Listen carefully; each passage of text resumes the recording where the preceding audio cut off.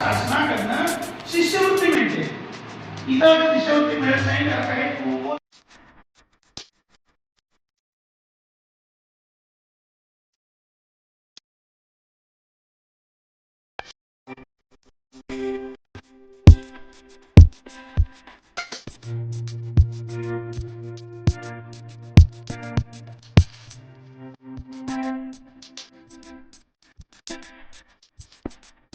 आपल्या आयुष्याचा तर बालपण तरुणपण महाराज हा जो टप्पा होईल ते आपल्याला म्हातारपण आपलं आयुष्यमय आणि आनंदात राहायचं असेल तर आपल्याला तरुणपणात काही निर्णय घ्यावे लागतील.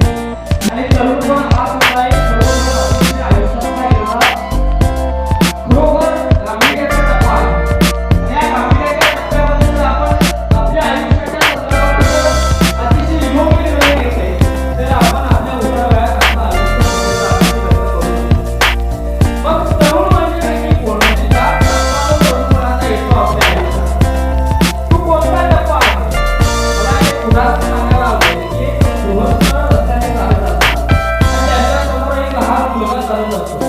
ते गृहस्थ त्या लहान मुलाला म्हणतात की बाळ हा दगड उचल आणि समोरच्या असणाऱ्या काचेवरती मार. मुलगा अजिबात विचार करत नाही. तो दगड उचलतो आणि समोरच्या काचेवरती मारतो. काच तर फुटते. पहिलं उदाहरण संपलं. एक 70 ते 80 वर्षाची म्हातारी आपल्या तरुण आणि 25 तरुणीला घेऊन बागेत फिरायला गेली असते आणि तिथं काही मुलं त्या तिच्या हातीची खेळखाळ करतात. त्या आजीबाई आपल्या काठी असल्यामुळे ती काही करू शकत नाही.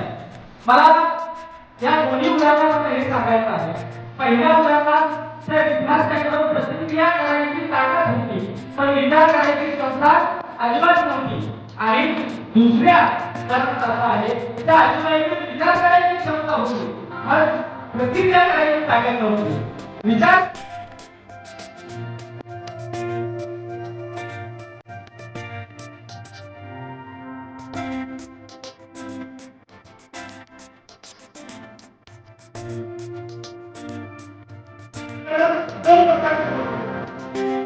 आपली एमएससी करतो.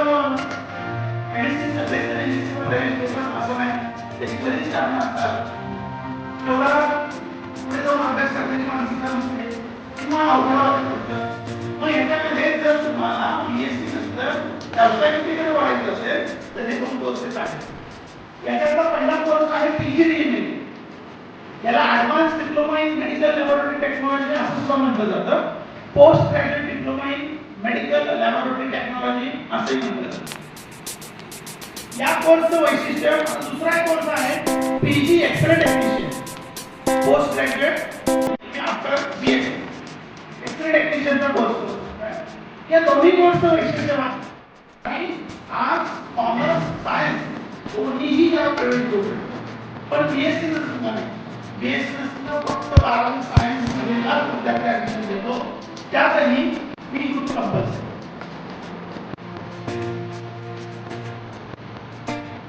मी 12वीला तुम्ही जायचं पाहिजे.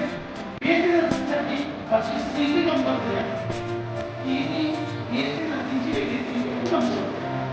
फीस नंतर सक्षम त्याच पद्धतीने आहे. जेएनयूला नंतर तुमच्याकडे बीएससी नसण्याला शिक्षण कंपल्सरी यावर तुम्ही कोर्सेस आल्यानंतर तुम्ही हॉस्पिटलमध्ये